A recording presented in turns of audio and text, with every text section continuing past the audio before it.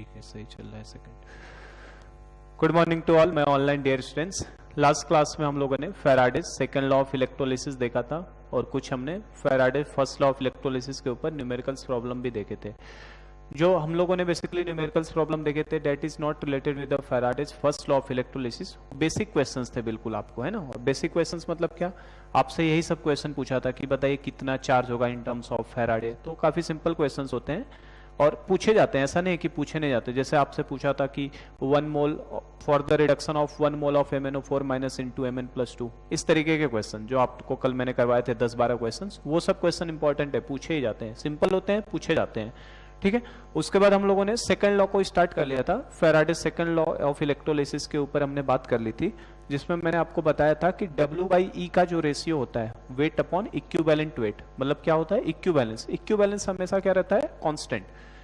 आपने अगर same amount of charge को पास कराया और मोर देन 1 इलेक्ट्रोलाइट अगर आपको सीरीज में कनेक्टेड है, तो सबके अंदर अगर आपने सेम फैराडे ऑफ चार्ज को पास कराया तो सबके अंदर जो इक्विवेलेंस बनेगा, है ना, एनोड पे या कैथोड पे हमेशा क्या रहेगा, सेम रहेगा। तो ये कॉन्सेप्ट हमने यूज किया था। सेकेंड लॉ की अगर बात करूं मैं, तो सेकेंड लॉ में हमने केवल ये सीखा था सेकेंड लॉ के अंदर कि जो आपका W/E होता है, W/E मतलब बेसिकली क्या है, इक्विवेलेंस। ये इक्विवेलेंस हमेशा क्या रहेगा बेटा, कांस्टेंट रहेगा। कांस्टेंट मतलब सेम रहेगा, है ना। एक से ज्यादा आप इलेक्ट्रोलाइटिक ले रहे हो सेल, तो उनमें W/E का रेशियो हमेशा सेम रहेगा। कंडीशन ये है if passing same charges, if passing same charge, same charge आपको पास कराना है। सेम चार्ज पास कराओगे तो हमने देखा था 1 फैराडे हमेशा 1 इक्विवेलेंट बनाता है, 1 फैराडे हमेशा 1 इक्विवेलेंट। आप 2 फैराडे पास कराओगे तो 2 इक्विवेलेंट। तो किसी एक पर्टिकुलर सब्सटेंस का नहीं, सबका जो भी सब्सटेंस है, एनोड पे प्रोडक्ट जो बनेगा, कैथोड पे जो प्रोडक्ट बनेगा, सबके इक्विवेलेंस क्या रहने वाले हैं, सेम होने वाले हैं। तो ये हमने सेकेंड लॉ ऑफ इलेक्ट्रोलिसिस में देखा था। कुछ हमने एक इसके ऊपर न्यूमेरिकल प्रॉब्लम्स भी देखा था। आज की क्लास में हम लोग न्यूमेरिकल्स ही लगाने वाले हैं, क्योंकि अब इसके ऊपर बस बचा प्रैक्टिस करने के लिए बचा हमारे पास। जो भी न्यूमेरिकल्स प्रॉब्लम है उनकी प्रैक्टिस करेंगे हम लोग, क्योंकि लॉ दोनों हो चुके हैं अपने कंप्लीट। और थिकनेस एक निकालने वाला कॉन्सेप्ट है जो लास्ट में मैं आज के लेक्चर के बता दूंगा। तो आज हम लोग इलेक्ट्रोलिसिस का क्वांटिटेटिव एनालिसिस भी कंप्लीट कर लेंगे और फिर हम लोग then we will move towards the last part, electrolytic conductance, तो कल की क्लास में स्टार्ट करूंगा। चलो, तो आज हम लोग कुछ और प्रॉब्लम्स देखते हैं। सेकेंड लॉ हमने कर लिया है, फर्स्ट लॉ भी हमने कंप्लीट कर लिया है। अब कुछ न्यूमेरिकल्स प्रॉब्लम की बात किया जाए तो जो टेक्निक मैं सिखा रहा हूं आपको न्यूमेरिकल लगाने के लिए बेटा, उस टेक्निक को आप फॉलो करिए, कोई क्वेश्चन छूटेगा नहीं आपसे, है ना। देखो एक लाइन में लगते हैं क्वेश्चंस इसके, बुक वगैरह में देखो तो थोड़ा लंबा मेथड करके लगाता है, पर एक एक लाइन में सॉल्व होते हैं क्वेश्चंस को। जो आइडिया दे रहा हूं बस उसी को फॉलो करना। जैसे क्वेश्चन आपको दे रहा है, calculate weight of Fe+2 and Fe+3 obtained. मैं डिफरेंट टाइप के क्वेश्चंस दिखाऊंगा, कल की क्लास में भी मैंने कुछ क्वेश्चंस दिखाए थे, आज कुछ अलग टाइप के क्वेश्चंस और सॉल्व करना सीखेंगे। Calculate weight of Fe+2 and Fe+3 obtained by passing 0.5 Faraday of charge. आपने अगर 0.5 फैराडे का चार्ज पास किया तो आपको बताना है कितना Fe+2 का वेट बनेगा और कितना Fe+3 का वेट बनेगा, है ना। तो देखना लॉजिक कैसे लगाता हूं मैं, एकदम सिंपल से क्वेश्चंस होते हैं। एक चीज दिमाग में एकदम बना के रखना है आपको। 2 पॉइंट मैंने फैराडे के बताए थे। पहला था कि 1 faraday always equals to 96500 coulomb. 1 faraday किसके बराबर था, 96,500 कूलाम के बराबर। और सेकंड इंपॉर्टेंट पॉइंट था कि 1 Faraday of charge always deposited और liberated 1 equivalent of any substance at any electrode. मतलब ये चीज दिमाग में हमेशा बना के रखना बेटा कि 1 फैराडे इज इक्वल टू कितना होता है आपका, 96500 कूलाम, और दूसरा 1 फैराडे जो होता है ऑलवेज इक्वल टू 1 इक्विवेलेंट। तो इन दोनों को हम लोग कॉमनली यूज करेंगे, जिसमें से सबसे ज्यादा इस इंफॉर्मेशन को यूज करूंगा मैं। 1 फैराडे किसके बराबर होता है आपका, 1 इक्विवेलेंस के। हर क्वेश्चन इसी कॉन्सेप्ट से करेंगे। मैंने फॉर्मूले वाइज बता दिया आपको, केवल 2-3 फॉर्मूले ध्यान में रखने। इक्विवेलेंस इज इक्वल टू क्या होता है, मोल्स इनटू एन फैक्टर। ये फॉर्मूला दिमाग में रखो, एन फैक्टर निकालना मैंने सिखा दिया है सारे क्वेश्चंस में, ठीक है। तो equivalence is equal to moles into n factor, और यही इक्विवेलेंस इज इक्वल टू क्या, W/E भी होता है, वेट अपॉन इक्विवेलेंट वेट। और अगर फर्स्ट लॉ को लगा दूं मैं बेटा, तो W इज इक्वल टू क्या होता था, EIT अपॉन 96500। तो W by E is equal to क्या हो जाएगा, IT अपॉन 96500। ठीक है, तो मैं इन दो फॉर्मूलों से ही सारे क्वेश्चंस को सॉल्व करके आपको दिखाता हूं, है ना। इन्हीं दोनों की जरूरत पड़ेगी आपको, बाकी किसी फॉर्मूले की जरूरत नहीं पड़ती है। सब क्वेश्चंस इक्विवेलेंट के कॉन्सेप्ट से सॉल्व हो जाएंगे।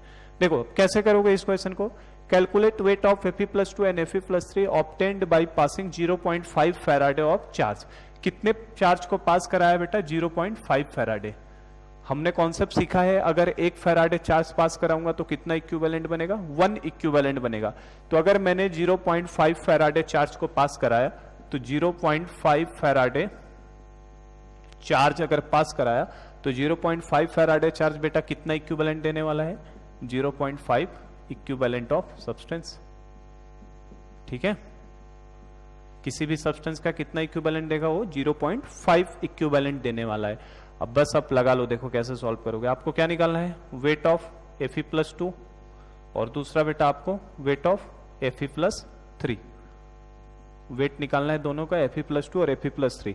वेट कैसे निकालोगे, तो देखो क्या कॉन्सेप्ट होता है, हम लोग equivalence is equal to moles into n factor. ठीक है, और मोल्स इज इक्वल टू क्या होता है, मोल्स इज इक्वल टू, इसकी भी जरूरत पड़ेगी हमें, मोल्स इज इक्वल टू होता है mass upon molar mass. Molar mass अगर मॉलिक्यूल है तो, और नहीं तो क्या होगा आपका एटॉमिक मास। बस इन फॉर्मूलों के अलावा किसी फॉर्मूले की जरूरत नहीं है सॉल्व करने के लिए। ठीक है, तो मोल्स इज इक्वल टू कितना, मास अपॉन मोलर मास या एटॉमिक मास। तो अगर मास पूछे तो मास इज इक्वल टू क्या हो जाएगा, मोल्स इंटू मोलर मास या मोल्स इंटू एटॉमिक मास। तो अब बात यह है कि मास निकालना है मुझे, क्या निकालना है, मास। तो मास निकालने के मुझे क्या चाहिए, मोल्स इंटू एन फैक्टर। अभी ऊपर मैं यहां पे लिख देता हूं एक बार, वेट निकालना है तो वेट इज इक्वल टू क्या यूज कर रहा हूं मैं, moles into n, moles into molar mass या एटॉमिक मास। मोलर मास और एटॉमिक मास, इन दोनों में से कोई एक और कर देता हूं मैं। डबल एम मतलब मोलर मास और एटॉमिक मास, इन दोनों से कोई यूज करूंगा।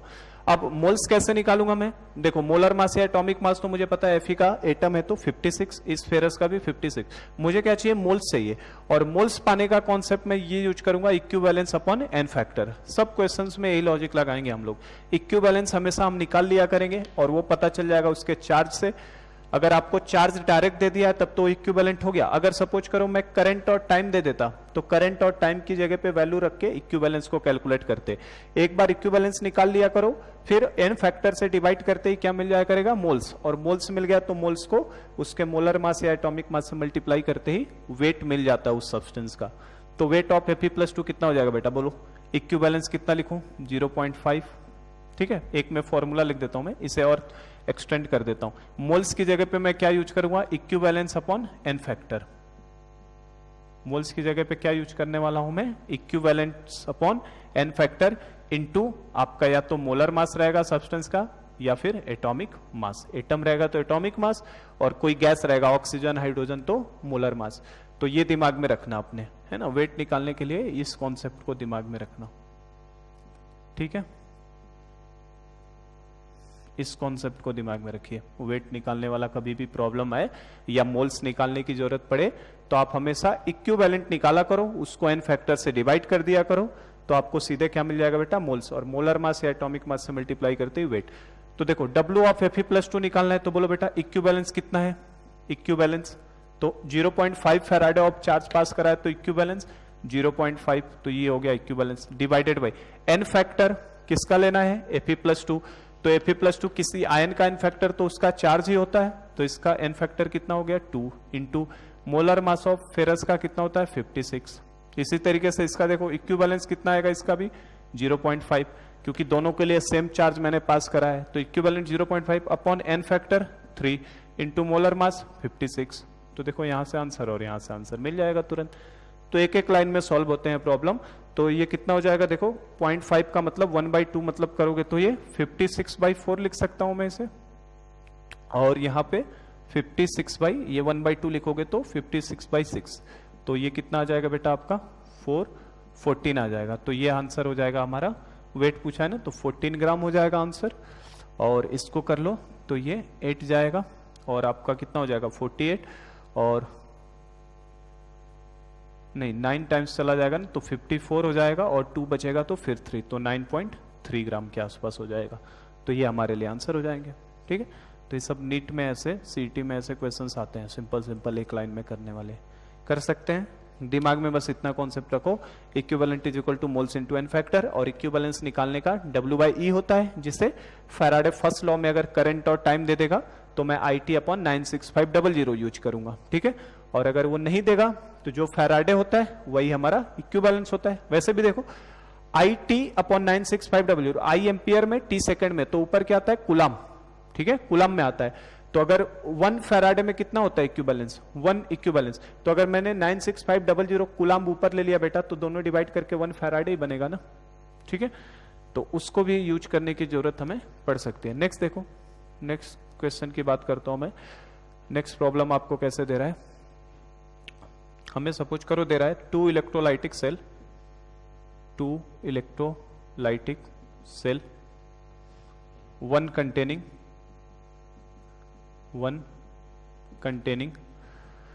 molten NaCl, and another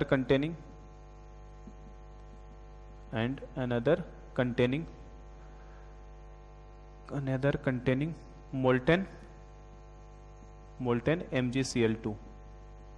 MgCl2, ठीक है। आगे बोल रहा है if 1 Faraday of charge is passed to electrolyze,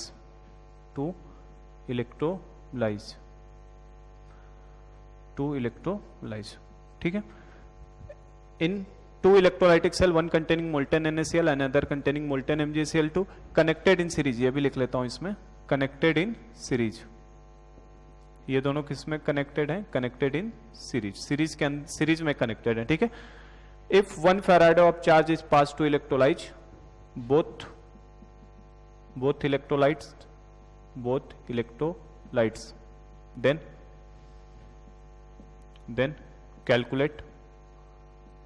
calculate ratio of किसका रेशियो निकालना है हमें। 3 पार्ट में क्वेश्चन दे रहा हूं। रेशियो ऑफ, पहला equivalent of sodium to equivalent of magnesium, कि सोडियम के इक्विवेलेंट का मैग्नीशियम के इक्विवेलेंट के साथ क्या रेशियो होगा। Second, weight of sodium to weight of magnesium, weight का रेशियो निकालना है बेसिकली, ठीक है। और थर्ड पार्ट हमें दे रहा है इसका moles of sodium two moles of magnesium. तो ये 3 पार्ट में क्वेश्चंस को हमें सॉल्व करना है, ठीक है। तो देखो 2 electrolytic cell, 1 containing molten NaCl, another containing molten MgCl2, connected in series. दोनों को किस में कनेक्ट किया बेटा, सीरीज में कनेक्ट किया है। सीरीज में कनेक्ट करने का मतलब दोनों में सेम करंट पास होगा, ठीक है। If 1 Faraday of charge is passed, 1 Faraday of charge बोलने का मतलब हो गया मेरा, तुरंत फैराडे ऑफ चार्ज देखते इक्विवेलेंट पता हो जाना चाहिए बेटा। इक्विवेलेंट कितना हो जाएगा इसका, 1। कितना इक्विवेलेंट हो जाएगा, 1 फैराडे चार्ज पास कराओगे तो इक्विवेलेंट 1, 5 फैराडे चार्ज पास कराते तो equivalent 5। Each pass to electrolyte, both electrolytes, then calculate ratio of equivalence of sodium to equivalence of magnesium. Equivalence का रेशियो तो ऑलवेज 1:1 होने वाला है। इक्विवेलेंस का रेशियो हमेशा क्या आएगा, 1:1 आएगा। रीजन क्या है, इक्विवेलेंट बेटा दोनों सीरीज में कनेक्टेड है, और सीरीज में कनेक्टेड है तो दोनों में चार्ज का सेम अमाउंट पास होगा। तो पहले वाले NaCl के अंदर भी 1 फैराडे जा रहा है, MgCl2 के अंदर भी 1 फैराडे जा रहा है। तो अगर सेम चार्ज जाएगा तो इक्विवेलेंट तो सेम ही बनेगा ना। यही तो हमारा सेकंड लॉ था। फैराडे सेकंड लॉ क्या बोलता था, इक्विवेलेंस हमेशा सबका क्या बनता है, सेम बनता है। तो अगर equivalence of sodium to equivalence of magnesium पूछा है तो इसका आंसर बेटा क्या आ जाएगा, 1:1 आ जाएगा। कोई डाउट नहीं है इसमें, बोलो। इक्विवेलेंस का रेशियो क्या आएगा, 1:1 आएगा। इक्विवेलेंट का रेशियो तो हमेशा 1:1 आएगा, चाहे कुछ भी ले लो आप। अगर सेम चार्ज को पास करा दिया है आपने तो सेम चार्ज पास कराने का मतलब है बेटा उनके इक्विवेलेंट सेम बनेंगे, और इक्विवेलेंट सेम बनेंगे तो इक्विवेलेंट का रेशियो हमेशा 1:1 आएगा, उसमें कोई मना नहीं है। ऑलवेज है ना, ध्यान रखिएगा। इक्विवेलेंट का रेशियो हमेशा 1:1 आने वाला है, क्योंकि सबको इक्वल चार्ज मिलेगा। इक्वल चार्ज मिलेगा तो इक्वल इक्विवेलेंट बनेगा, तो 1:1 हो जाएगा।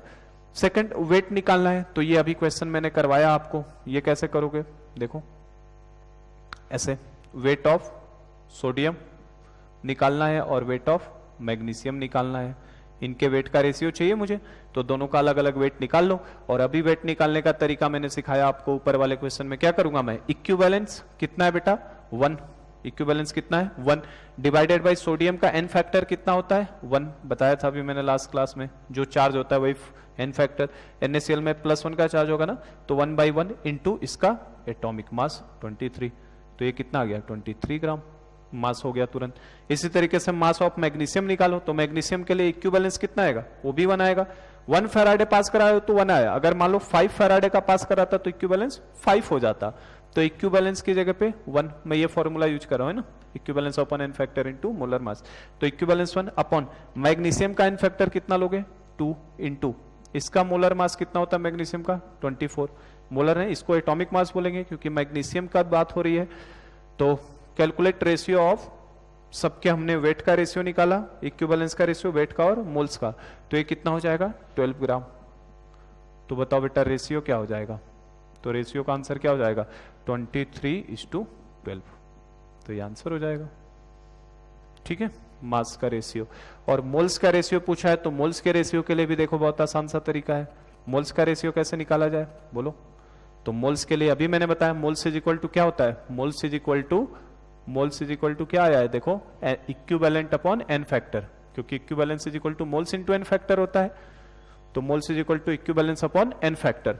तो इक्विवेलेंस की बात करो, इक्विवेलेंस कितना है 1 है, 1 अपॉन एन फैक्टर की बात करो सोडियम के लिए, तो सोडियम का एन फैक्टर बेटा 1 लोगे, ठीक है, इस 2 रेशियो निकालना है ना, इस 2 इक्विवेलेंस कितना मैग्नीशियम का 1 अपॉन मैग्नीशियम का एन फैक्टर कितना है बेटा 2, मैग्नीशियम का एन फैक्टर कितना आएगा 2, समझे क्या, ये मोल्स ऑफ सोडियम है, ये मोल्स ऑफ मैग्नीशियम है। 1 इक्विवेलेंट अपॉन उसका एन फैक्टर 1, 1 इक्विवेलेंट अपॉन उसका एन फैक्टर 2। तो यहां से आप देखो क्या रेशियो बना 1:1/2, मतलब जिसे हम लोग 2:1 लिख सकते हैं, जिसे हम लोग 2:1 लिख सकते हैं। तो क्या समझ में आ रहा है इस क्वेश्चन को देख के, इसमें एक रूल हमें समझ में आ रहा है कि इक्विवेलेंट का रेशियो जो होता है बेटा, इक्विवेलेंट का रेशियो ऑलवेज 1:1 होता है। इक्विवेलेंट का रेशियो हमेशा कितना होगा आपके लिए 1:1 का होगा। और मोल्स का रेशियो क्या होगा, मोल्स का रेशियो उनके एन फैक्टर का इनवर्स होगा। इक्विवेलेंट का रेशियो तो हमेशा आपको 1:1 मिलेगा, और जो मोल्स का रेशियो होगा वो क्या होगा उनके एन फैक्टर का इनवर्स। देखो सोडियम का एन फैक्टर 1 था और मैग्नीशियम का एन फैक्टर 2 था, तो उसी का क्या आया है इनवर्स आया है। ठीक है, तो इस चीज को भी ध्यान रखिएगा। तो इसे मैं नोट बना के लिखवाई देता हूं।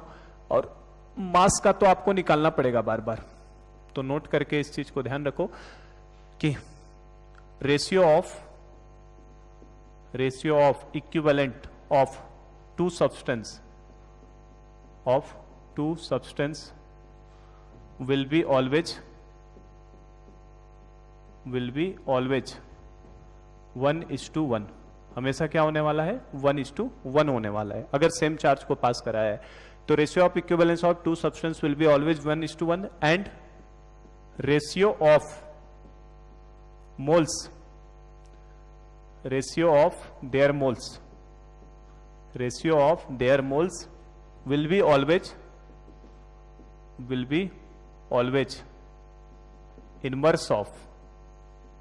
will be always inverse या रेसिप्रोकल कुछ भी बोलो, always inverse of ratio of their n factors, ठीक है, on passing same amount of charge, on passing same amount of charge. तो इस चीज को ध्यान में रखना, सेम अमाउंट ऑफ चार्ज। तो ये काफी मैंने आसान कर दिया आपके लिए कोई रास्ता। अगर आपसे कभी इक्विवेलेंस का रेशियो पूछे तो हमेशा आपको कितना मिलने वाला है बेटा 1:1 का मिलेगा। इक्विवेलेंस का रेशियो में कोई डाउट नहीं, हमेशा 1:1 मिलेगा। और आपसे अगर मोल्स का रेशियो पूछेगा तो मोल्स का ratio inverse of their n factors, उनके एन फैक्टर का क्या होगा इनवर्स हुआ करेगा। कर सकते हैं ऐसे क्वेश्चंस को आपसे, जैसे अगर मान लो फॉर एग्जांपल मैं यहाँ पे 1-2 एग्जांपल सेट करा दूं।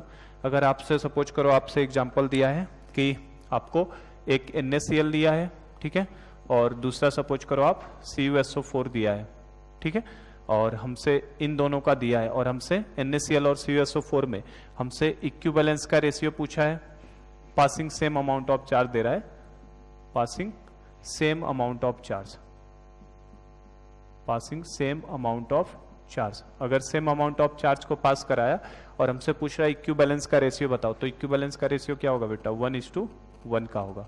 और अगर सपोज करो हमसे मोल्स का रेशियो पूछा होता तो मोल्स का रेशियो क्या हो जाएगा, तो 1/1 करते, एन फैक्टर का रेशियो बस ले लेना है ना, एन फैक्टर का इनवर्स ले लेना है, इनवर्स ऑफ एन फैक्टर। तो NaCl में सोडियम का एन फैक्टर 1, कॉपर सल्फेट में कॉपर का एन फैक्टर +2, तो क्या हो जाता है रेशियो 2:1 का हो जाता। इसका एन फैक्टर इधर, इसका एन फैक्टर इधर। ऐसे कोई भी केसेस में बना सकता हूं, मल्टीपल टाइप के कर सकते हैं ऐसे क्वेश्चंस, ठीक है। तो ये सब नीट में इस तरीके के क्वेश्चंस आए हैं, कभी कभी देखना प्रीवियस ईयर्स में कि आपसे एन फैक्टर का रेशियो, मोल्स का रेशियो पूछ लिया है, कभी मास का रेशियो पूछ लिया है, तो मास निकालना पड़ेगा हमें, ठीक है। मास का रेशियो तो बार बार बदलेगा, पर इक्विवेलेंस का रेशियो फिक्स है, कितना रहने वाला है, 1:1 का। चलो और कुछ क्वेश्चंस हम लोग करते हैं इसके ऊपर, ठीक है। जैसे अगर मान लो 3 का दे दिया आपको, सपोज करो आपको 3 का दे दिया, जैसे क्वेश्चन मान लो NaCl, MgCl2 और आपको AlCl3, ये 3 दे दिया और बोला सेम चार्ज पास करा जा रहा है, connected in series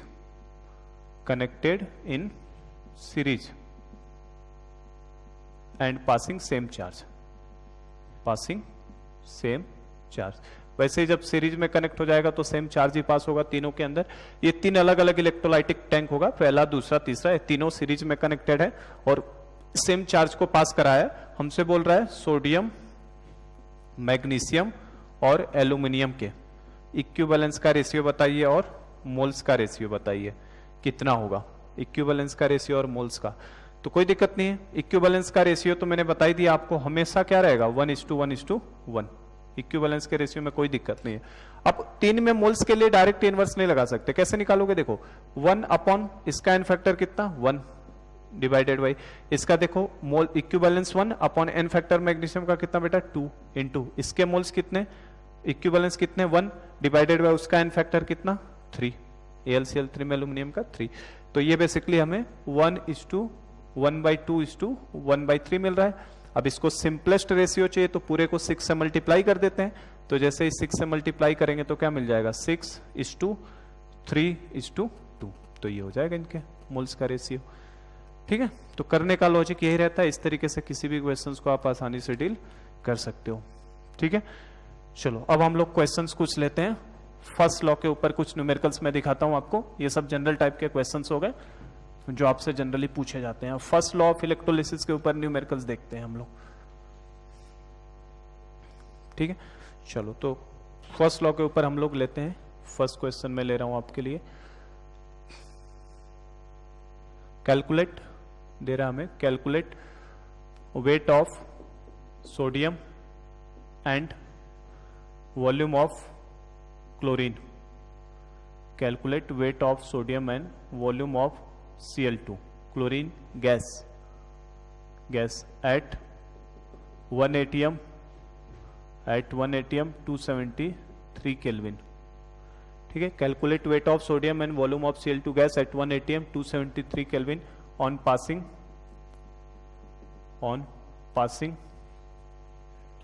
19.3 ampere of current having current efficiency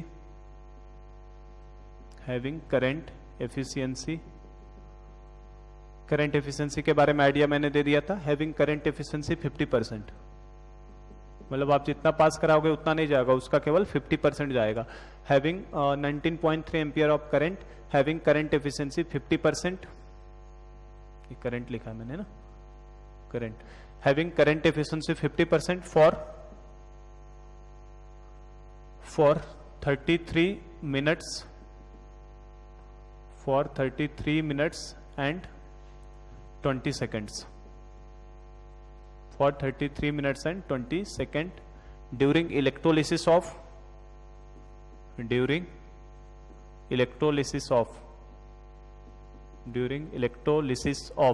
molten NaCl, ठीक है।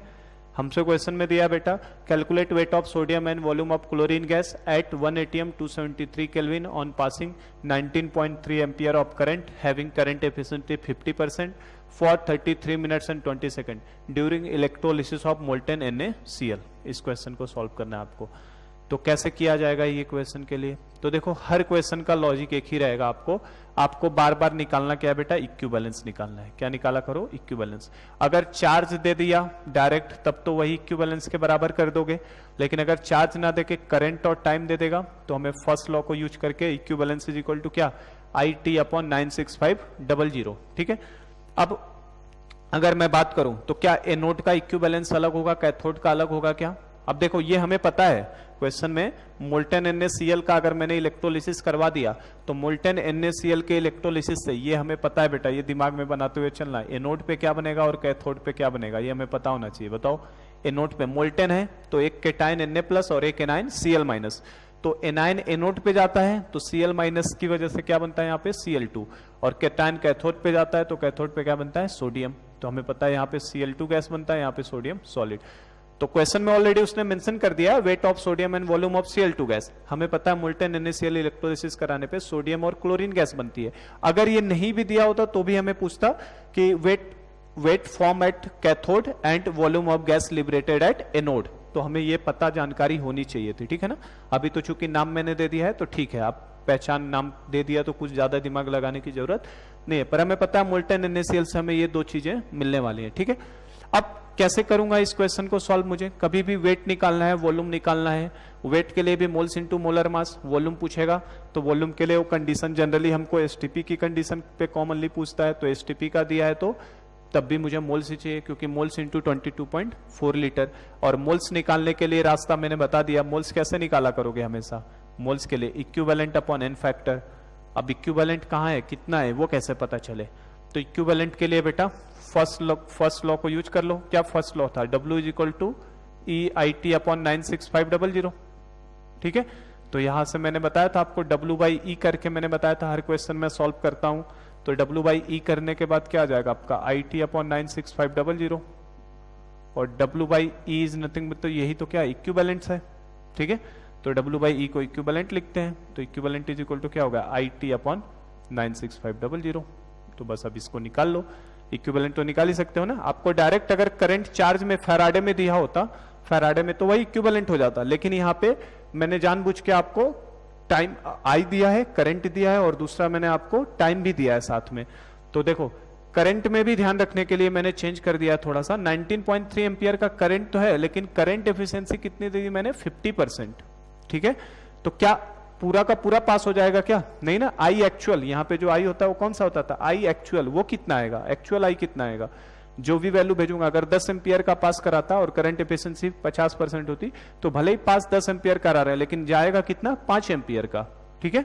तो क्या करूंगा मैं? 19.3 ये हमारा गिवन हो गया, और गिवन को मैंने बताया था I given into current efficiency by 100।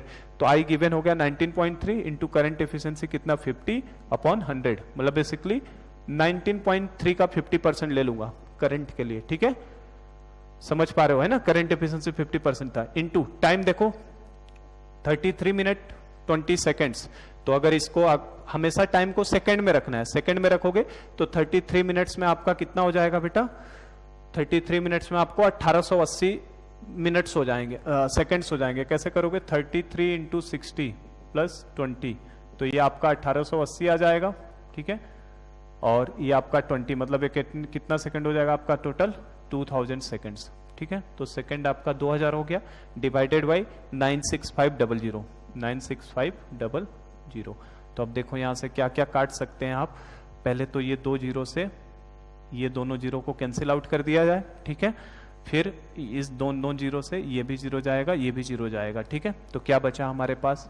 19.3 into 5 into 2 divided by 965। ठीक है। इतना बचेगा। और आप अगर देखो, अगर ध्यान से इस चीज को है ना, तो 965 का, ठीक है, ये जो 965 है इससे काटने जाओ ना तो जस्ट मैंने उसके डबल वैल्यू दी थी, है ना, दोगुनी वैल्यू दी है 965 का और डबल वैल्यू है, तो इसको आप 0.2 लिखोगे। कितनी बार में जाएगा? 0.2 टाइम्स में जाएगा। ये आपका कितनी बार में जाएगा? नहीं, 0.02 टाइम्स में जाएगा। ये इसको ऐसे कर लो ना, इसको अगर मान लो मैंने 100 से ऊपर भी मल्टीप्लाई कर दिया अगर 100 से और नीचे भी 100 से अगर मैंने मल्टीप्लाई कर लिया, ठीक है, तो ये आपका कितना हो जाएगा, नहीं 100 मत करो, 1000 कर लो, 1000 से ऊपर और नीचे मल्टीप्लाई कर लो, तो 1000 से मल्टीप्लाई करते ही कितना हो जाएगा आपका बेटा 193 और 3 जीरो लेना है ना, तो 1 2 जीरो आ जाएंगे और सही है, डिवाइडेड बाई 965 इंटू ऊपर 10 अपॉन नीचे 1000। तो ये अब देखो ये इसका कितने टाइम्स जाएगा, 20 टाइम्स में जाएगा। फिर ये आपका 2 जीरो से जीरो कैंसिल आउट कर दो, ठीक है, तो 2/10 मतलब ये कितना आ जाएगा 0.2। ये मतलब ये कैलकुलेट कर लेना, ये 0.2 ही आएगा आपका, ठीक है। अब वो कैलकुलेशन कैसे कर रहे हो उसके ऊपर डिपेंड कर रहा है, ठीक है। 19.3 जो होता है ना वो 9.65 का डबल होता है, 19.3 जो होता है ये 9.65 का डबल होता है, ठीक है। तो ये कितना आया निकल के हमारे पास, ये निकल के आएगा 0.2। ये कितना निकल के आएगा 0.2। अब ये इक्विवेलेंस हमें मिल गया 0.2। अब ये किसका इक्विवेलेंस है, सोडियम का है कि क्लोरीन का है कि दोनों का है। तो बेटा जितना चार्ज मैंने पास करा उतना ही एनोड पे जा रहा है, उतना ही चार्ज कैथोड पे जा रहा है, तो ये दोनों का इक्विवेलेंस सेम होगा। मतलब इक्विवेलेंस ऑफ एनोड जो होता है वो हमेशा ही बराबर होगा इक्विवेलेंस ऑफ कैथोड के, ऑलवेज, है कि नहीं, क्योंकि सर्किट में तो इलेक्ट्रोलिसिस कराते समय तो आप सेम करंट पास करा रहे हो ना, तो जितना एनोड पे इक्विवेलेंट बनेगा उतना ही कैथोड पे बनेगा आपका, क्योंकि ये आपका सेम है तो इक्विवेलेंस भी दोनों के लिए क्या बनेगा, सेम। अब बस इक्विवेलेंस सेम बन जाएगा तो बेटा हमें पता चल गया दोनों का इक्विवेलेंस की वैल्यू कितनी आ चुकी है हमारे लिए, इक्विवेलेंस इज इक्वल टू आ चुका है 0.2। तो इक्विवेलेंस की वैल्यू मिल चुकी है मुझे 0.2। तो अब मेरा काम बस क्या है, देखो वेट ऑफ सोडियम को निकालना है, ठीक है, और वॉल्यूम ऑफ Cl2 गैस को निकालना है। तो सोडियम का वेट निकालने के लिए क्या कर दिया जाए बताओ, सोडियम के वेट के लिए अभी बताया मैंने, इक्विवेलेंट मिल जाए तो क्या करो, इक्विवेलेंट मिल जाए तो हमेशा उसको n फैक्टर से डिवाइड करके मोल्स निकाला करो, और मोल्स को उसके मोलर मास से मल्टीप्लाई करते वेट मिल जाएगा।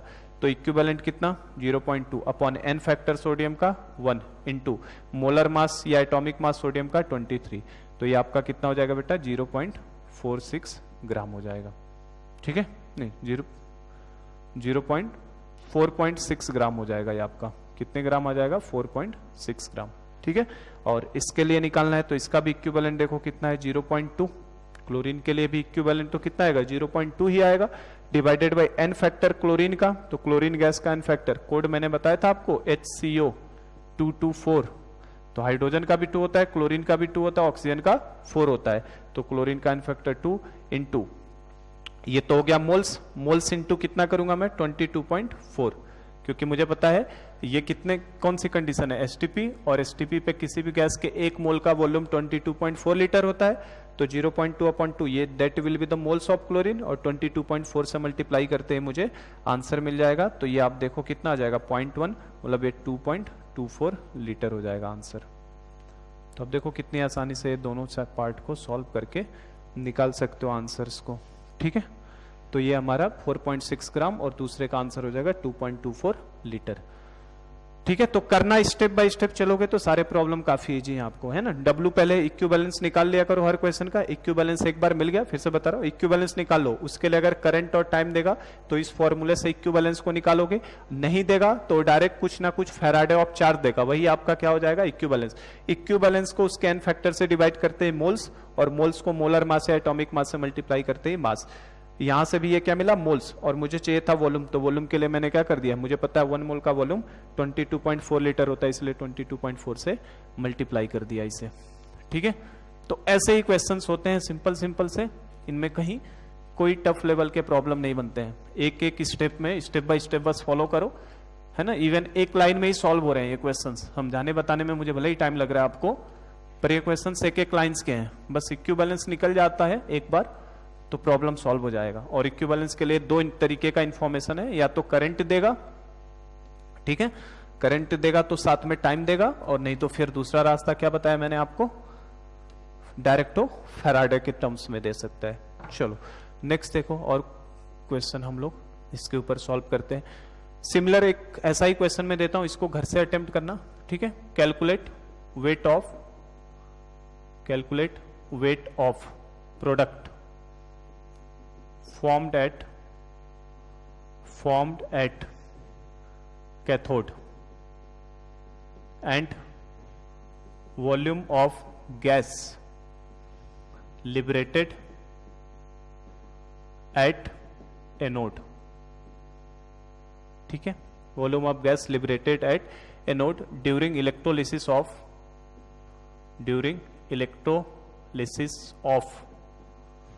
Aqueous CuSO4 solution, during electrolysis of aqueous CuSO4 solution by passing 9.65 ampere of current, 9.65 ampere of current, और करंट एफिशिएंसी अगर नहीं दिया तो कितना मानोगे 100%, by passing 9.65 ampere of current for 16 minute for 16 minutes and 40 seconds, for 16 minutes and 40 seconds at 1 ATM and 273 kelvin. मतलब फिर से मैंने एसटीपी की कंडीशन दे दी। अच्छा, अगर मैं एसटीपी की कंडीशन ना देके कंडीशन चेंज करता तो कैसे निकालते बेटा? तो हम लोग क्या लगाने लगते, फिर हमें पीवी इक्वल टू एनआरटी पता है तो पहले मोल्स मिल ही जाता, और जो भी टेम्परेचर नया देता पता है, आर गैस कांस्टेंट है और मुझे प्रेशर भी देता तो मैं यहाँ से वॉल्यूम निकाल लेता ना। तो हमें इसकी भी जरूरत पड़ सकती है अगर ये चेंज करेगा। चलो मैं चेंज कर देता हूँ डेटा। ये आपको 2 ATM दे दिया यहाँ पे सपोज करो, और यहाँ पे आपको इस बार उसने चेंज करके 546 केल्विन दे दिया, ठीक है। तो क्या करोगे अब यहाँ पे वॉल्यूम निकालना है उस गैस का, तो वॉल्यूम के लिए क्या करोगे, मोल्स निकाल लोगे पहले, इक्विवेलेंस अपॉन एन फैक्टर से R into T upon pressure को 2 ATM डाल देना। तो ये होमवर्क रहेगा, इसको घर से ट्राई करना है ना, इसे सॉल्व करना। सिमिलर प्रॉब्लम है, आपको क्या करना है अब इसमें देखो क्वेश्चन में मैंने अच्छी कलाकारी ये कर दी कि मैंने प्रोडक्ट बताया ही नहीं कि कैथोड पे क्या बनेगा, और मैंने वॉल्यूम ऑफ गैस एनोड पे जो बनेगा वो भी नहीं बताया। तो हमें तो पूरा जानकारी है ना, एक्वस CuSO4 का इलेक्ट्रोलिसिस अगर कराते हैं तो हमें पूरी जानकारी है। एनोड पे एनायन जाता है, कैथोड पे बेटा केटायन जाता है। अब चूंकि एक्वस है तो H+ भी जाता है और Cu+ भी जाएगा, तो Cu+2 और H+ में कौन जाता है कैथोड पे, कॉपर। तो कैथोड प्रोडक्ट मतलब कॉपर, तो मुझे कॉपर का मास निकालना है ना, कैलकुलेट वेट ऑफ प्रोडक्ट मतलब मुझे कॉपर का मास। और एनोड पे OH- भी जाएगा और सल्फेट, तो कौन जाता है OH-, और OH- जाएगा तो बेटा कौन सी गैस बनेगी, ऑक्सीजन गैस। तो मुझे ऑक्सीजन गैस का क्या निकालना है, वॉल्यूम निकालना है। तो देखो यहाँ पे प्रोडक्ट भी हमें पहले आइडेंटिफाई करना पड़ा, फिर क्वेश्चन को हम लोग सॉल्व करेंगे।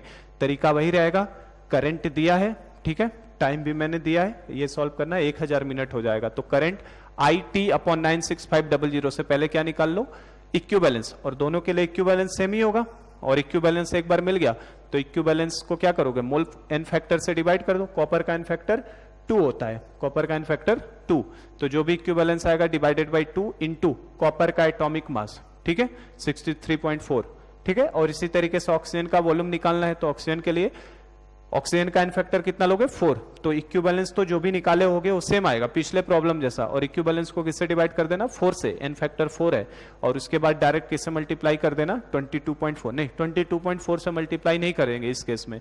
इस केस में मोल्स मिला ना हमें पहले, इक्विवेलेंस जो मिला डिवाइडेड बाय एन फैक्टर से मोल्स मिला, तो इस मोल्स को यहां रखोगे, R रखोगे, है ना, 0.08 इंटू टेम्परेचर 546 और डिवाइडेड बाय प्रेशर कितना P, तो वहां से वॉल्यूम मिलेगा, ठीक है ना। तो इसकी जरूरत पड़ेगी हमें।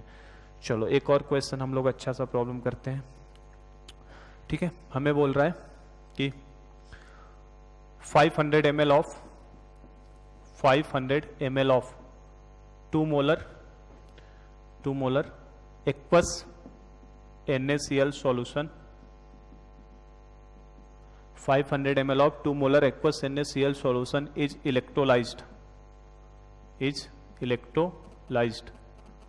by passing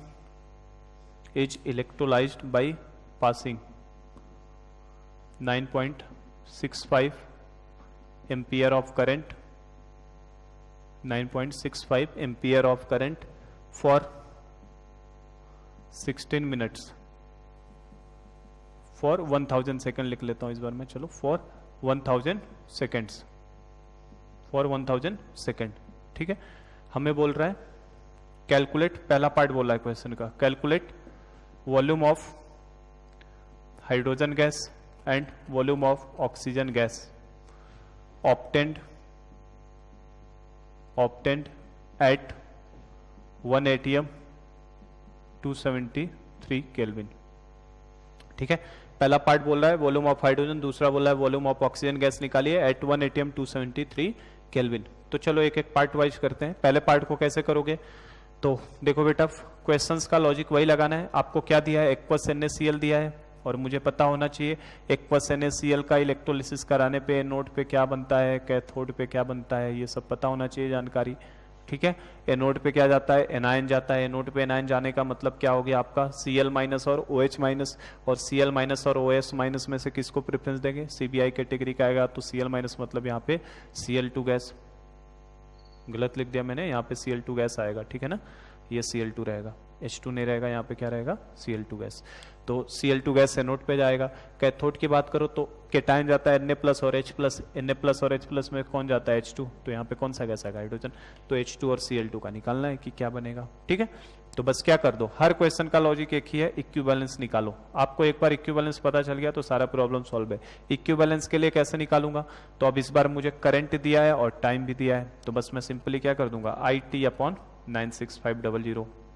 तो I की जगह पे कितना 9.65 इंटू टाइम की जगह पे कितना 1000 डिवाइडेड बाई 96500। ठीक है, तो ये देखो जरा सा ऊपर 1000 का 2 जीरो ही अगर इसे दे दिया जाए तो ये 965 हो जाएगा पहले, और एक जीरो आने की वजह से 9650 हो जाएगा। ठीक है, और नीचे 9,96500 है। तो आप ये देखो ये कितना है 10 टाइम्स है, मतलब 1/10, मतलब ये 0.1 आ जाएगा। तो इक्विवेलेंस कितना आ गया बेटा 0.1। तो क्या ये इक्विवेलेंस किसका होगा, ये इक्विवेलेंस किसका है, ये इक्विवेलेंस दोनों का होगा। ये इक्विवेलेंस तो दोनों के लिए होगा, एनोड पे भी उतना ही जाने वाला है, कैथोड पे भी उतना। इक्विवेलेंस हमेशा सेम होता है। तो 0.1 इक्विवेलेंस इसका भी आ गया, 0.1 इक्विवेलेंस इसका भी आ गया। तो अब मुझे क्या निकालना है, वॉल्यूम ऑफ हाइड्रोजन निकालना है, और वॉल्यूम ऑफ किसका निकालना है, क्लोरीन गैस का। तो वॉल्यूम निकालने के लिए क्या कर दूं मैं, मोल्स इंटू 22.4, क्योंकि ये STP की कंडीशन दी है मैंने। ये क्या है STP की कंडीशन, और STP पे मुझे पता है 1 मोल से 22.4 बनता है। तो मैं दोनों का मोल्स निकाल लूं। तो इक्विवेलेंस पता है क्या तरीका है, equivalence upon N factor, equivalence 0.1 upon hydrogen का एन फैक्टर। तो ये मैंने अभी बता दिया, HCO आपको याद करना है। मैंने दिखाया भी था कि इसका 2 होता है, क्लोरीन का भी 2, ऑक्सीजन का 4। तो कितना हो जाएगा, हाइड्रोजन गैस का 2 होता है एन फैक्टर, तो 0.1/2 ये हो गया मोल्स इंटू 22.4 लीटर। और इसका क्लोरीन का निकालना है तो इसका इक्विवेलेंस भी 0.1 अपॉन क्लोरीन का एन फैक्टर भी कितना 2 इंटू इसके वॉल्यूम 22.4। तो आंसर बताओ कितना आएगा, दोनों का आंसर तो सेम ही आने वाला है। ठीक है, तो कितना हो जाएगा ये 11.2 और 0.1 है, मतलब 1.12 लीटर हो जाएगा इसका आंसर, और नीचे वाले का भी 1.12 लीटर आ जाएगा। ठीक है, तो जैसे फर्स्ट पार्ट एकदम सिंपल, इस तरीके से क्वेश्चंस बनते हैं। सेकंड पार्ट मान लो मुझसे बोला है calculate mass of NaOH produced, calculate mass of NaOH produced. तो आप कहोगे कि सर इसमें NaOH तो कहीं है ही नहीं, इसमें NaOH तो कहीं है ही नहीं, एनोड पे Cl2 कैथोड पे H2। तो बेटा जाके देखना नोट्स में, एक्वस NaCl का जब हम लोगों ने इलेक्ट्रोलिसिस करवाया था, एक्वस NaCl का हमने इलेक्ट्रोलिसिस करवाया था, तो एनोड का एनायन तो Cl जला चुका है, लेकिन एनोड पे OH अभी बचा हुआ है ना, OH माइनस, और कैथोड पे H जा चुका है, तो कैथोड का कौन बचा हुआ है Na प्लस। तो यहाँ का Na प्लस और यहाँ का OH माइनस मिलके, अगर आपको याद हो तो मैंने बताया था मेन प्रोडक्ट। तो मेन प्रोडक्ट क्या बनता था, यहाँ पे NaOH बनता था, याद है। तो इसके इलेक्ट्रोलिसिस को जाके देखना, इंपॉर्टेंट क्वेश्चन है ना। एक्वस NaCl का इलेक्ट्रोलिसिस करवाते हैं तो Cl2 and H2 both are side product, ये साइड प्रोडक्ट होते थे, और NaOH हमारे लिए क्या होता था, मेन प्रोडक्ट होता था, है ना। ये हमने लिखाया है, देखना उसमें, है ना, कास्टनर केल्नर सेल बोला था जिसको। तो ये वही वाला क्वेश्चन है। तो हमसे बोला है मास ऑफ NaOH बताइए। तो इक्विवेलेंस तो सबका सेम होता है, इक्विवेलेंस आग बंद करके सेम कर दो। तो NaOH का भी इक्विवेलेंस क्या रहेगा, 0.1 ही रहेगा।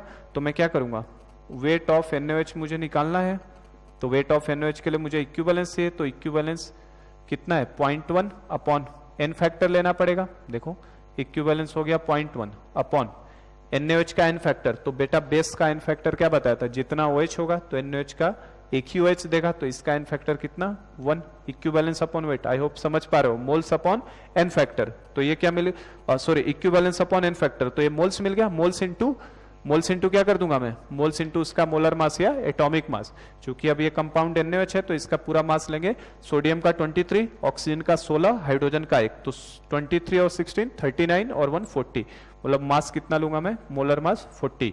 तो यहां से आप देखो ये कितना आ जाएगा, 4 ग्राम हो जाएगा।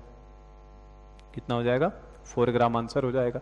तो कुछ भी पूछ सकता है, जैसे देखो इसमें थर्ड पार्ट में बना रहा हूं, और calculate pH of the solution, calculate pH of the solution. लो आयनिक के तरीके से भी क्वेश्चन को डाल दिया इसी में, इंफॉर्मेशन यही है। इस पे थर्ड पार्ट पूछ रहा है, calculate pH of the solution. अब pH of the solution, pH तो चेंज हो ही रहता, मैंने बताया pH घटता है बढ़ता है या नहीं भी चेंज होता, नहीं चेंज होता तो pH क्या रहता, 7 रहता, क्योंकि न्यूट्रल रह जाता सॉल्यूशन। NaCl क्या है कि स्ट्रॉन्ग एसिड और स्ट्रॉन्ग बेस से बना सॉल्ट है, और स्ट्रॉन्ग एसिड स्ट्रॉन्ग बेस से बना सॉल्ट हमेशा pH कितना दिखाता है, 7। ठीक है, तो अब चूंकि pH ऑफ द सॉल्यूशन मुझे निकालना है बेटा कि pH निकालिए इसका, तो pH किसकी वजह से आएगा, इस NaOH बेस की वजह से आएगा। ठीक है, तो मुझे pH पाना है, तो NaOH बेस इसमें है ही, तो पहले बेस की वजह से मैं क्या निकाल लूं, OH माइनस का कंसंट्रेशन, उससे मुझे क्या मिल जाएगा, POH, और एक बार POH मिल जाएगा तो pH भी निकल जाएगा। ठीक है, calculate pH of the solution if, एक चीज और मेंशन कर देता हूं, if temperature is taken as, temperature is taken as 25 degree centigrade. ठीक है ना, क्योंकि यहां मैंने टेम्परेचर आपको 273 दिया था, pH कैलकुलेशन के लिए मैंने आपको टेम्परेचर 25 डिग्री सेंटीग्रेड का दे दिया। तो इक्विवेलेंस को तो कोई फर्क नहीं पड़ेगा टेम्परेचर से, ये वॉल्यूम वाले में चेंज होते तो इनको हम लोग कंसीडर ही नहीं कर रहे हैं अभी। इक्विवेलेंस तो अभी भी 0.1 के हिसाब से ही बनेगा ना, तो इसके मास में कोई चेंज आएगा क्या, इसका मास अभी भी 4 ग्राम रहेगा, चाहे इस टेम्परेचर पे कराओ चाहे इस टेम्परेचर पे कराओ। ठीक है, तो मुझे क्या निकालना है, मुझे कंसंट्रेशन ऑफ क्या चाहिए बेटा, OH माइनस, कंसंट्रेशन ऑफ किसका चाहिए, OH माइनस, और कंसंट्रेशन इज इक्वल टू क्या होता है, moles upon volume, concentration is equal to क्या, मोल्स अपॉन वॉल्यूम। तो मोल्स देखो, मोल्स कैसे निकालते हैं, मास अपॉन मोलर मास से, ये आप ऑलरेडी निकाल चुके हो, देखो इक्विवेलेंस अपॉन n फैक्टर, ये इसका मोल्स है। नहीं तो आप देखो मास अगर निकाले हो 4 ग्राम, मास अपॉन मोलर मास कितना 40, NaOH का molar mass 40 divided by volume, question में मैंने ऑलरेडी इसीलिए दिया था 500 ml, 500 ml को लीटर में चेंज करोगे तो कितना हो जाएगा 0.5, कितना हो जाएगा 0.5 हो जाएगा।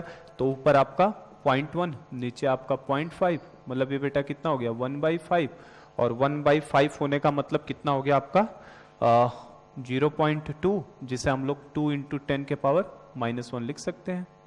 0.2 को कितना लिख सकते हैं, 2 × 10 के पावर -1। तो मुझसे क्या पूछा है बेटा, POH बताओ, तो POH कितना हो जाएगा बोलो, 2 × 10 के पावर -1 है, यही लिख लेते हैं। चलो POH अगर मुझसे पूछ रहा है कि POH बताइए कितना होगा, तो POH क्या हो जाएगा बेटा 2 × 10 के power -1, that is the concentration of OH minus. तो क्या बताए, 10 के पावर जो होता है उसको आगे ले लेते हैं, 1 माइनस इसके ऊपर लॉग लगा दो, 1 - log 2, यही करते हैं ना, 10 के पावर जो निगेटिव पावर होता है उसको आगे ले लेते हैं, 1 - log 2। तो 1 - log 2 की जगह पे कितना डालोगे 0.30, मतलब ये कितना आ गया 0.70।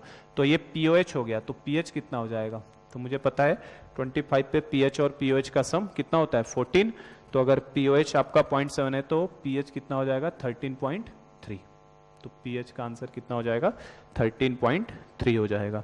ठीक है, और मान लो एक और लास्ट पार्ट आपसे ये पूछ रहा है कि calculate change in pH, delta pH, delta pH मतलब क्या, चेंज इन pH। तो कैलकुलेट चेंज इन pH पूछ लिया, तो पहले हमें इनिशियल pH पता होना चाहिए, उसके बाद फाइनल pH से डिफरेंस निकालेंगे। अब इनिशियल pH कितना होगा, तो बेटा सॉल्यूशन किसका था, एक्वस NaCl का था, वाटर तो न्यूट्रल होता ही है, 7 होता ही है pH 25 पे, लेकिन अगर वो एक्वस NaCl है, एक्वस NaCl, तो एक्वस NaCl होने का मतलब भी हो गया बेटा कि ये that is a salt of strong acid strong base.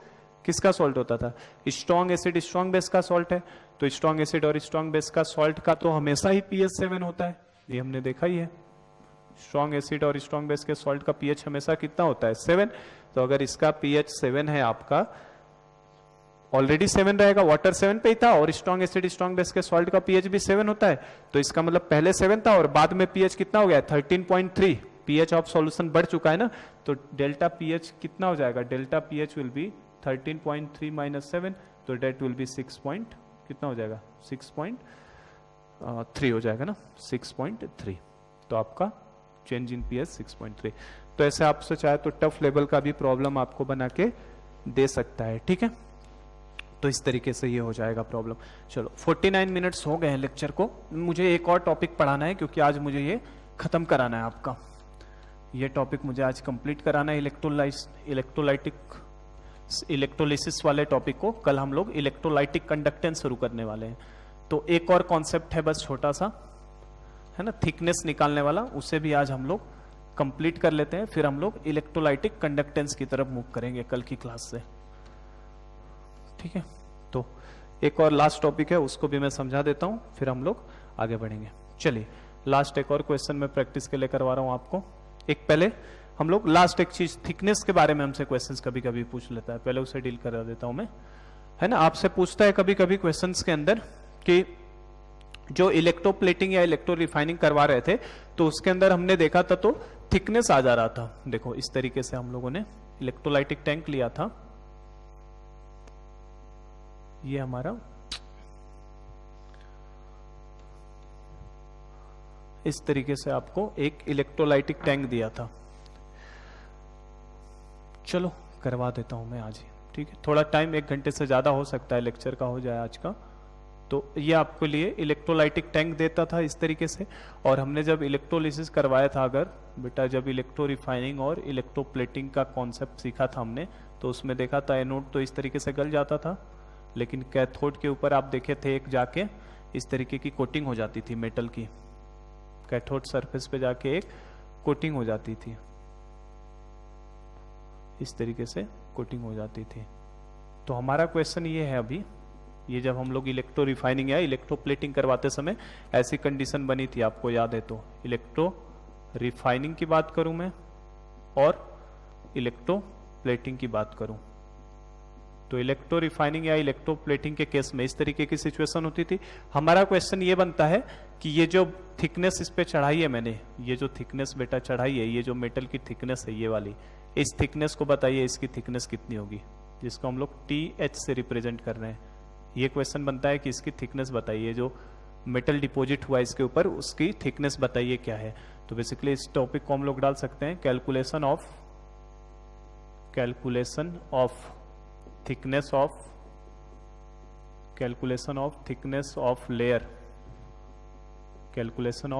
Of layer formed या डिपॉजिटेड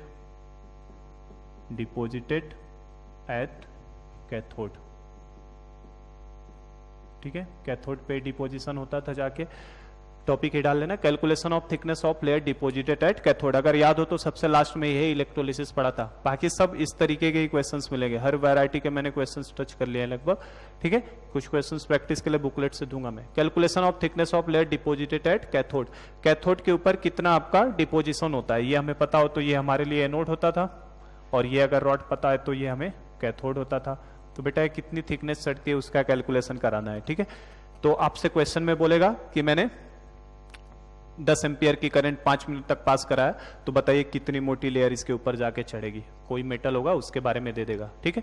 तो कैसे सॉल्व करते हैं ऐसे क्वेश्चंस को, तो देखो हमने फॉर्मूला, एक ही फॉर्मूला, इस फॉर्मूले के अलावा कोई फॉर्मूला है ही नहीं, W=EIT/96500, इस फॉर्मूले के अलावा कोई फॉर्मूला लगाना ही नहीं है, एक ही फॉर्मूला है अपने पास हर क्वेश्चन के लिए, W=EIT/96500। आपको करंट बता देगा कितने देर तक पास करा रहा हूं, कितना करंट पास करा रहा हूं, कितने देर तक पास करा रहा हूं, कौन से मेटल को डिपोजिट कराया जा रहा है, उससे हमें इसका इक्विवेलेंट वेट भी मिल जाएगा। बात आएगी W वेट का, तो इसके लिए 2 एडिशनल डेटा हमें गिवन होता है। 2 एडिशनल डेटा से क्या मतलब है मेरा, क्या क्या गिवन रहेगा, एक तो ये दिया होगा, क्या देगा, डेंसिटी ऑफ डिपोजिटेड मेटल। आपको क्वेश्चन में बेटा डेंसिटी ऑफ डिपोजिटेड मेटल, ये सपोज करो आपको D दिया होगा, ये हमेशा गिवन होगा, ये प्रॉब्लम में क्या रहेगा, गिवन। जिस मेटल को आप डिपॉजिट करा रहे हो उस मेटल का आपको क्या दिया होगा बेटा, ये जो मेटल डिपॉजिट करा है इसके ऊपर आके हमने इस मेटल का क्या देगा, हमें डेंसिटी दिया होगा। एक तो ये डेटा गिवन होगा, दूसरा इंफॉर्मेशन दिया होगा इसका सरफेस एरिया, ये जो रॉड है ना, surface area of rod to be coated, जिसको कोटेड किया जा रहा है, टू बी कोटेड, जिस रॉड को आप कोटेड कोटिंग करा रहे हो, जिसके ऊपर आप चढ़ा रहे हो, मेटल डिपॉजिट करा रहे हो, उसका आपको सरफेस एरिया भी दे देगा। तो surface area of rod to be coated, जिस रॉड के ऊपर आप कोटिंग करा रहे हो इसका बेटा क्या दे देगा, सरफेस एरिया, जिस सरफेस एरिया पे आप कोटिंग करा रहे हो। तो ये दो एडिशनल डेटा आपको गिवन रहेगा, एक तो ये चीज गिवन रहेगी और दूसरा आपको ये एरिया गिवन रहेगा, सरफेस एरिया उसका। सपोज करो ए है, तो कैसे सॉल्व करूंगा मैं, तो बता दिया मैंने, फॉर्मूला केवल मेरे पास एक ही है, इसी फॉर्मूले से हर क्वेश्चन होने हैं, ठीक है। कैसे करूंगा मैं, देखो अगर आपको मैंने बता दिया बेटा इसका, अगर मैंने सरफेस एरिया बता दिया, सरफेस एरिया इतना है, और मैंने इसके ऊपर टीएस थिकनेस की एक लेयर चढ़ा दी, तो अगर मैं पूछूं इसका वॉल्यूम कितना होगा जो लेयर चढ़ा है, तो इसका वॉल्यूम कैसे निकालोगे, बोलो। वॉल्यूम इज इक्वल टू क्या होता है, वॉल्यूम अगर आपसे पूछ लिया तो volume of layer, volume of layer अगर मैं आपसे पूछूं कि कितना वॉल्यूम ऑफ लेयर होगा, तो बताओ क्या होगा, वॉल्यूम इज इक्वल टू क्या होता है, area into thickness, area into height या एरिया इंटू थिकनेस। तो यहां पे एरिया मैंने कितना माना है, उसका सरफेस एरिया कैपिटल ए माना है, इंटू थिकनेस को कितना माना आपने, टीएच, तो ये कितना हो गया, उसका वॉल्यूम हो गया। और डेंसिटी मुझे दिया है, density of layer, density of layer, जो लेयर मैं चढ़ा रहा हूं, किस मटेरियल का चढ़ा रहा हूं उसकी मुझे डेंसिटी दे रहा है, डेंसिटी कितना दिया है, स्मॉल डी। तो अगर मुझे वॉल्यूम पता है, डेंसिटी पता है, तो क्या मैं यहां से मास ऑफ लेयर निकाल सकता हूं क्या, बताओ। Mass of layer, mass of layer किसके बराबर होता है बेटा, मास इज इक्वल टू क्या होता है, वॉल्यूम इंटू डेंसिटी। तो वॉल्यूम मुझे पता है, वॉल्यूम कितना आया, A into T H, T H क्यों कर रहा हूं मैं, टाइम्स को टी एच से हमने रिप्रेजेंट किया ना, इसलिए थिकनेस को टी एच से कर रहा हूं। तो area into T H into density की जगह पे कितना रख दिया, डी। तो ये क्या हो गया, मास ऑफ लेयर। और जो मास ऑफ लेयर चढ़ा है इसके ऊपर बेटा, ये जो मास ऑफ लेयर चढ़ा है, ये मास ऑफ लेयर यही एनोड से निकला है, ये मास ऑफ लेयर यही एनोड से निकला है। और उस मास को कैसे कैलकुलेट करते हैं, EIT अपॉन 96500, उसी से कैलकुलेट करते हैं।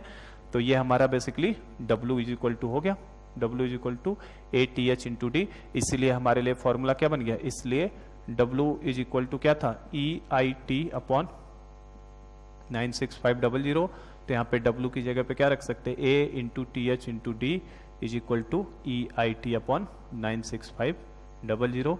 जहां से आपको अगर थिकनेस का फॉर्मूला पूछ ले तो थिकनेस हो जाएगा EIT upon A into D into 96500। तो ये हमारे लिए आंसर हो। यहां से हम लोग चाहें तो थिकनेस के प्रॉब्लम को भी सॉल्व कर सकते हैं, A इंटू डी इंटू 96500, ठीक है, कर सकते हैं इस तरीके से। चलो इसके ऊपर मैं क्वेश्चन लिख देता हूं, ठीक है, ये क्वेश्चन लिख देता हूं। 57 मिनट हो चुका है लेक्चर, कॉन्सेप्ट आई होप समझ में आ गया है कि थिकनेस का कैलकुलेशन किस तरीके से करना है आपको, ठीक है। और बस लास्ट इसके ऊपर मैं एक न्यूमेरिकल प्रॉब्लम लिख देता हूं जिसको आप अटेम्प्ट करिएगा, कल की क्लास में हम लोग कर लेंगे इसे। जैसे आपको क्वेश्चन दे रहा है, सिल्वर इज डिपोजिटेड या silver is electro deposited on a metal vessel। Silver को मैं इलेक्ट्रो डिपोजिशन करा रहा हूं कि किसी एक मेटल का है ना, सरफेस है उसके ऊपर, मेटल का वेसल है उसके ऊपर, मेटल वेसल के ऊपर, मतलब मेटल वेसल है, इसके ऊपर मैं सिल्वर को डिपोजिट करवा रहा हूं। Silver is electro deposited on a metal vessel having surface area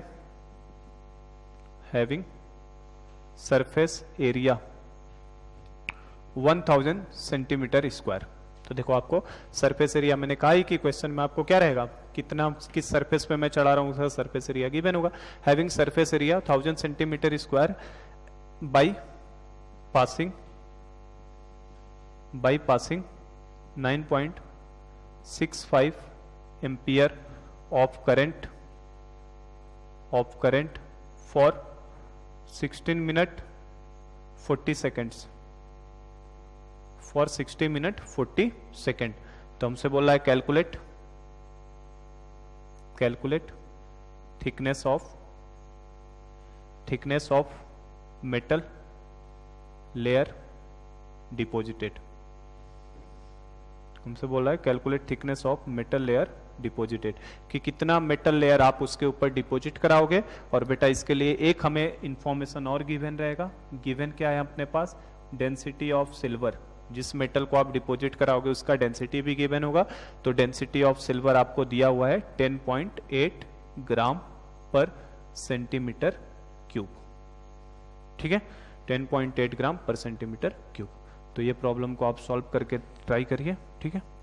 ये क्वेश्चन होमवर्क के फॉर्म में है, अब इसको ट्राई करना। सब फॉर्मूले में गया हुआ है, ई निकाली लोगे इक्विवेलेंट वेट सिल्वर का, ठीक है। आई भी दिया है, टाइम भी दिया है, एरिया भी दिया है मैंने, डेंसिटी भी दिया है, बस डालो थिकनेस की वैल्यू को सॉल्व करके निकाल लेना, ठीक है।